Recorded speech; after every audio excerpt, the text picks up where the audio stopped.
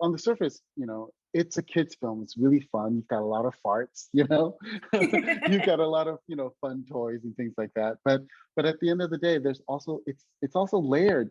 They say write what you know, right? And so Mhm. that's what I was going through. And in a way, Maika helped me overcome, my own grief.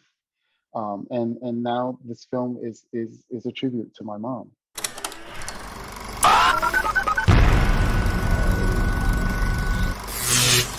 Kristen here, and today we are chatting with director Ham Tran about his film Maika. This is the first ever Vietnamese film to premiere at Sundance and the first family-friendly sci-fi Vietnamese film ever. So I hope you enjoyed this conversation. This is like the first sci-fi kids movie made out of Vietnam. Like, what does that mean for you? Was there like a lot of pressure in doing that? There's only been one other sci-fi movie that's been made in Vietnam.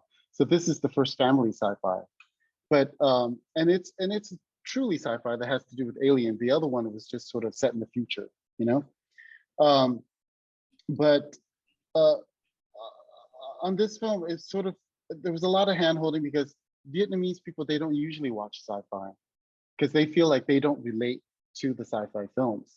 Mm-hmm. And I think it's because they think, oh, we're Vietnamese, we don't care about space, we don't care about going into space. But I think that it's a misconception of what sci-fi is. What sci-fi is sort of at the bottom line, like all great sci-fi films is about the human struggle, right? Mm-hmm. It's the human struggle, and sort of our experience interacting with the aliens helps us recognize our own human frailties, right? And so, knowing that, my whole thing was to try and keep this as humanistic as possible, keep this organic as possible, And, Maika wasn't, I think in the original Czechoslovakian TV show, she's almost like half robot, right? She's almost like an android. But for me, I didn't want her to be an android. I wanted her to be completely organic, And I sort of reinvented her in terms of her whole energy is based on vibrations, and for me, it's probably because I'm finding that I'm doing a lot more meditation, and so a lot of the stuff it has to do with tones, right, and finding the right frequency that helps us calm, helps us connect to our heart, right, and so I sort of layered that into Maika as well. So on the surface, it's a kid's film. It's really fun. You've got a lot of farts, you've got a lot of, fun toys and things like that. But at the end of the day, there's also, it's also layered so that it's for the family, it's for the adults who bring the kids to go see the film, right? Mm-hmm. So they can also get something out of it. And, I love what you said about like that human experience, because I also think like, obviously there's really cool toys and farts, like you said, but there's also this really beautiful story of a boy and his mom and a boy and his dad, and also him discovering a new friendship. And I'd love to hear like kind of what inspired those like interactions. The initial inspiration came from, well, of course, the TV show, because it's about the alien who crash lands and meets this group of kids. But in the TV show, it becomes more of like a press conference, and she's here as a delegate from another, country. But I wanted this story to be a more intimate story. And the reason why I accepted it, because the outline was about a little boy who lost his mother and is sort of struggling with overcoming his grief. And then he meets this lost alien girl. And so in helping each other, he's trying to help her get home, and she helps him restore his life, right? And they become the best of friends. So I think that was my connection to the film.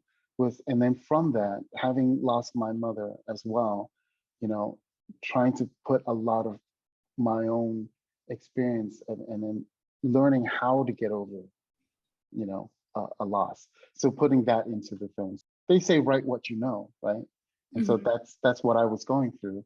And in a way, Maika helped me overcome, my own grief. And now this film is a tribute to my mom. Yeah. That's beautiful. And I'm sorry for your loss. These young actors are phenomenal. They're so fun. They all do such a great job. how did you find each of them for the roles? For the main kid, I found him when I was doing a commercial. So he had a little bit part. I was interviewing his grandmother and his mom. So he was supposed to just run in with a glass of milk. But I noticed that he had, he was one of those kids who didn't cause any trouble, who weren't like whiny or anything on set. And when I explained to him what he needed to do, he's like, all right. And he found his own motivation to run in and give his grandmother the milk. And so when we were doing that, we were given another commercial by the same company, like, oh, we really like what you're doing. And so the second commercial stars a little boy his age. So I was like, oh, I got to test him out, right? So, and it was a commercial for Ensure. So it was him and his grandfather, but there was a scene, the first day of shooting, it was 4 kids at a park and they're supposed to fly their kite. So we bring up him and his 3 friends, and they sit on the grass while we're setting up the camera and everything. And not more than 5 minutes has gone by. And of course, the kids start to get restless. So they're like, oh my God, it's so hot. Can we go back inside? We want to play. We don't want to be here, right? So my little boy, he turns around, he goes, quiet. We're not here to play. We are here to work. You have to work to make money and then you can play. And I was like, oh, this kid is special. He's got his work ethics. He's got a really good work ethic. And so, and I brought him in for the casting, and he was great. He was able to have of course the sad melancholy, but at the same time there's a mischievous quality to him, right?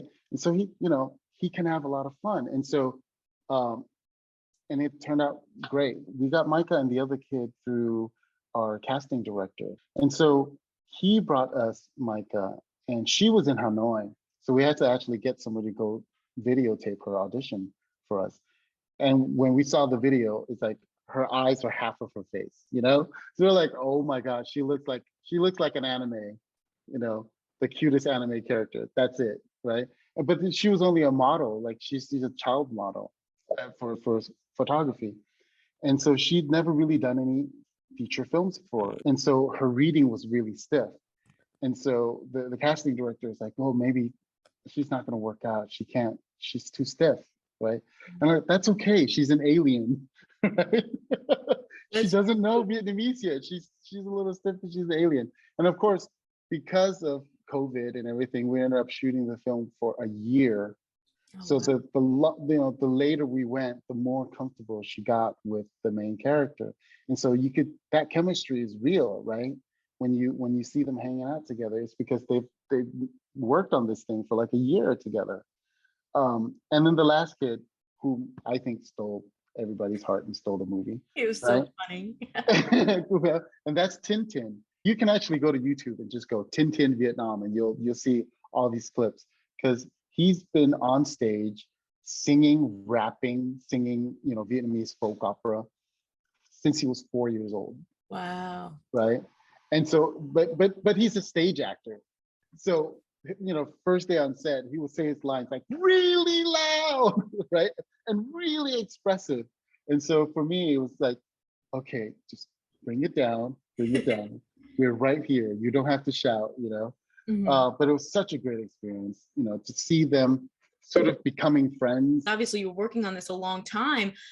What were like the most fun and also some of the more challenging moments or scenes while filming? The biggest challenge was COVID. We're trying to, because we were shooting in Da Nang and Da Nang shut down. And so we had to go scout in Saigon. We had only shot for a day, and then Saigon shut down. So then we had to go to another coastal town. So it's just that constant, reimagining, like, okay, now this is a new location. How do you tailor that to the film now? So those are the biggest challenges. But I think what made it great was just working with the kids, because their spirit, they just lift you up, right? We had a ramp. It was a green screen ramp that, the scene where they're crawling up to the side of the building. And so the 3 of them, they're supposed to crawl. And every time they get up to the top, Fu, like, I call cut. And he would sit down like a monk and he'll slide down the ramp, right? So it's little things like that. Or like, we had to do the scene where they jump from the from the building, and then they start flying, him and Maika. So they're all wired up and everything. And they look very uncomfortable. So I said, let's have some fun. Like in between takes, we'll have some fun. And I put on dance music, and here he goes, and he's doing this, right?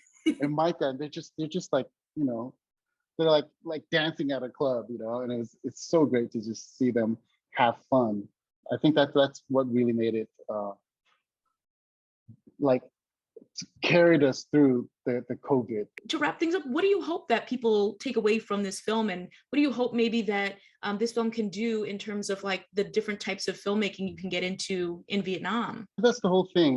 We wanted to make a film about Vietnam, from Vietnam. Of course, this is the first Vietnamese produced feature to be screened at Sundance. Oh, that's right? amazing! Congratulations! Like in the history of Vietnamese films, and what we wanted to do was, like, I think previous to this, this is my second time coming back to Sundance, right?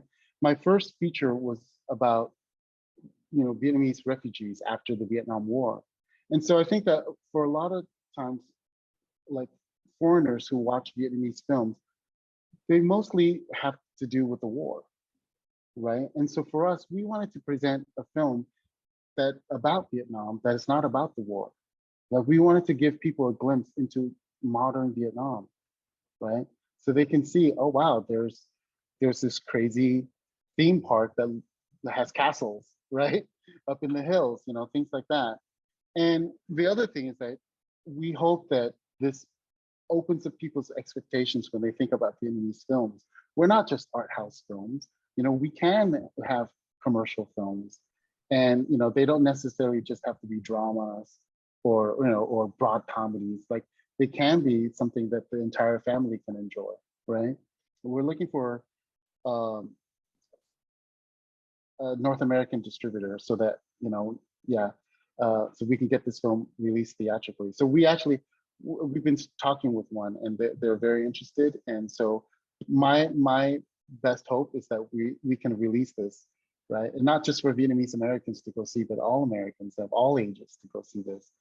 Because I think that at the core of it, there's a very strong message about family, right? And the fact that, you just have to be there, right? Like, raising a boy, it's really tough. Like the scene when the father says, "Please don't leave me. I can't do this alone." And the mom says, "Yes, you can. Just be there for him."